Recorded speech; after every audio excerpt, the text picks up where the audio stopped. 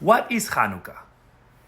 The Talmud in Tractate Shabbat 21b asks a fundamental question. What is Hannukah? And why are lights kindled on Hannukah? The Talmud answers, when the Greeks entered the sanctuary, they defiled all the oils that were in the sanctuary by touching them. When the Hasmoneans overcame them and emerged victorious, they found only one cruse of oil that was sealed by the high priest. This oil was enough to light the candelabrum for just one day. A miracle occurred and the oil lasted for 8 days. This is the widely accepted version of the miracle we celebrate during Hannukah. It is a miracle of light, of divine intervention, when it seemed as though all was lost. However, the Talmud doesn't just focus on the miracle of the oil. The sages also ask, why do we celebrate this holiday? The rabbis, in their wisdom, sought to understand the deeper significance of this event, not just as a historical moment, but as a timeless lesson for all generations. What is it that we are meant to learn from the miracle of the oil, and how does it resonate with us today? One of the difficult questions for the rabbi was, should we celebrate the Hasmonean military victory in the same way we celebrate other victories? The rabbis were concerned that emphasizing military triumph might lead to dangerous consequences. Under Roman rule now, political uprisings could result in bloodshed, and the rabbis wanted to avoid inspiring any rebellion that might provoke violence. Therefore, Hannukah was framed by the rabbis not as a celebration of military strength, but as a celebration of something deeper, a miracle of survival and hope. The holiday's focus shifted from the physical victory to the spiritual one, the enduring faith of the Jewish people. Moreover, the Hasmoneans, who initially led a successful revolt against the Greeks, later became rulers in Judea, and their dynasty became corrupt and Hellenized. The rabbis had to navigate these political complexities, ensuring that Hannukah would not glorify political power or military force, but rather highlight the divine miracle that sustained the Jewish people. This was a delicate balancing act, for while the military victory was essential in the context of the Jewish struggle for religious freedom, it was not the ultimate source of the holiday's sanctity. One of the most striking aspects of Hannukah, especially in the modern era, is the way it has become intertwined with assimilation. Celebrated in proximity to Christmas, Hannukah often includes decorations, gifts, paraphernalia, festivities, all that echo the Christian holiday season. Hannukah, in this way, has become a paradox. While it celebrates Jewish survival, its celebration borrows from the very culture that once tried to assimilate the Jewish people. Yet, in adapting these elements, Hannukah resists assimilation, offering a Jewish response to the very forces that would erase our distinctiveness. It teaches us that while we may adapt certain practices, we must always remain rooted in our faith and traditions. This paradox of Hannukah mirrors the challenges of being Jewish in the diaspora.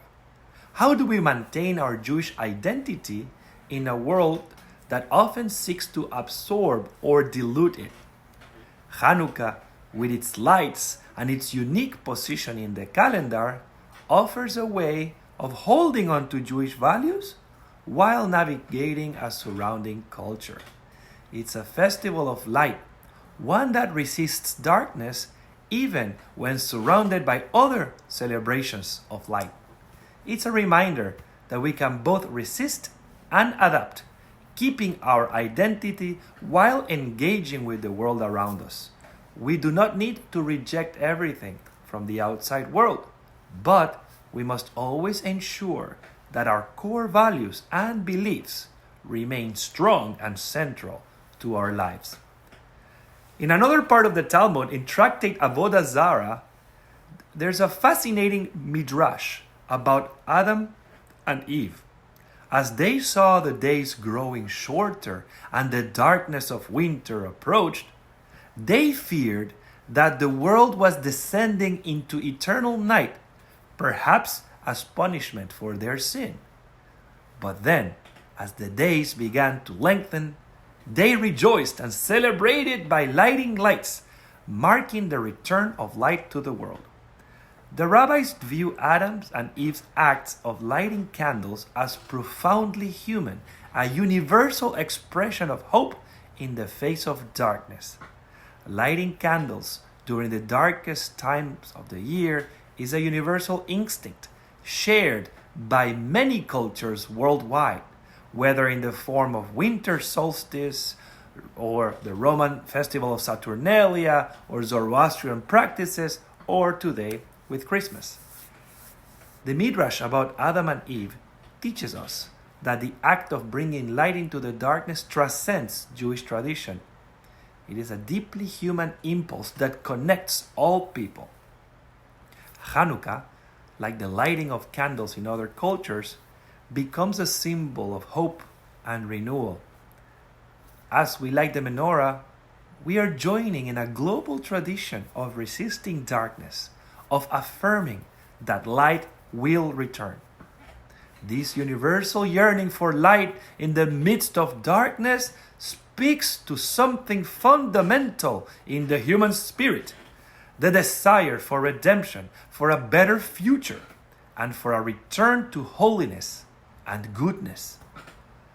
By lighting the menorah, we tap into this shared human experience and declare our commitment to the values that bring light to the world.